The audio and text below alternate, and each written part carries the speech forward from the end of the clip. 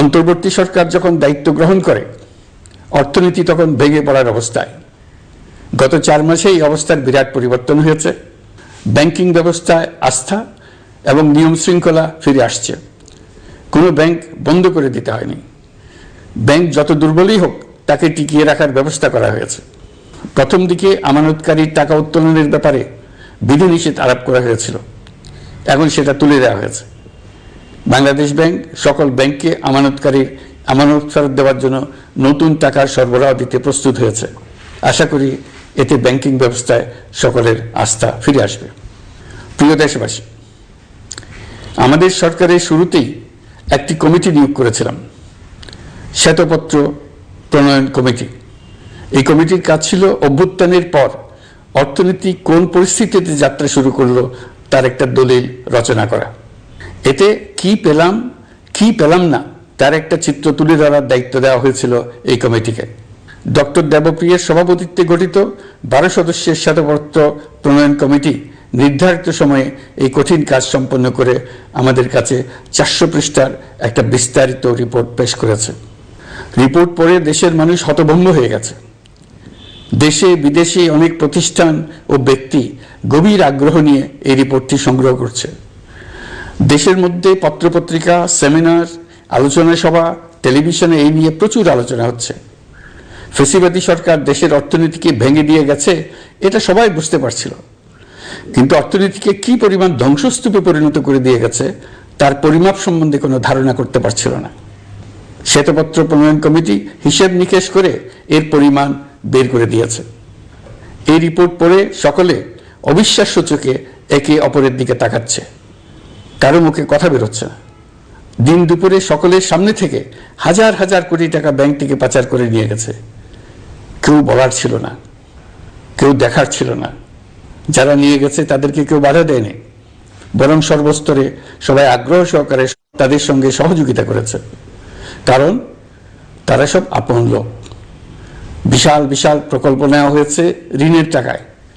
এসব প্রকল্পের মোড়কে বিশাল বিশাল অর্থ লুটপাট করেছে। প্রকৃত ব্যয়ের চাইতে কত বেশি ব্যয় ধরে কাদের হাতে টাকাটা পাচার করে দেওয়া হয়েছে তাও এই প্রতিবেদনে তুলে ধরা হয়েছে।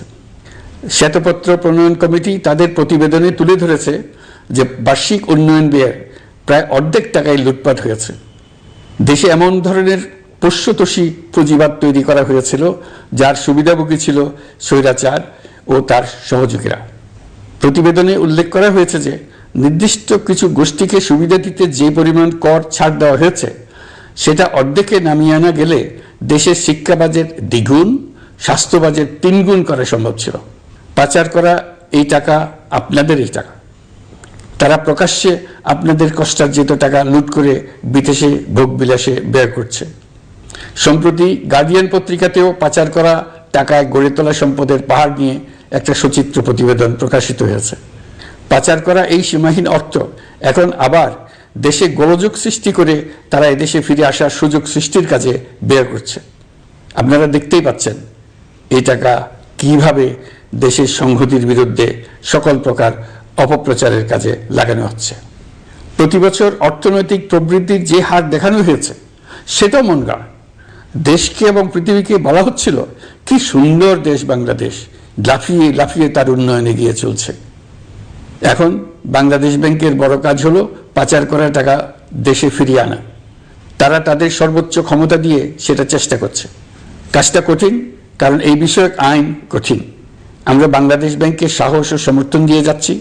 বারবার বলছি, অন্তর্বর্তী সরকারের আমলে আংশিক টাকা হলেও যেন ফেরত আনা যায়। প্রিয় দেশবাসী, অন্তর্বর্তীকালীন সরকার দায়িত্ব নেওয়ার পর বিভিন্ন খাতে সংস্কারের লক্ষ্যে গুম কমিশন সহ 15টি কমিশন গঠন করেছে। এসব কমিশন পূর্ণ উদ্যমে তাদের কাজ করে যাচ্ছে। গুম কমিশন গত পরশু তাদের প্রতিবেদনের প্রথম খণ্ড আনুষ্ঠানিকভাবে পেশ করে গেছেন। গুমের শিকার বহু পরিবারের নিরাপত্তার স্বার্থে এটা এখন প্রকাশ করা যাচ্ছে না।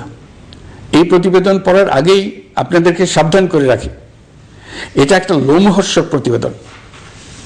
মানুষ মানুষের প্রতি কি পরিমাণ নৃশংস হতে পারে এতে আছে তার বিবরণ।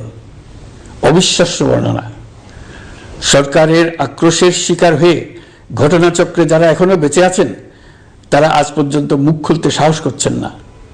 তাদের ভয় কিছুতেই কাটছে না।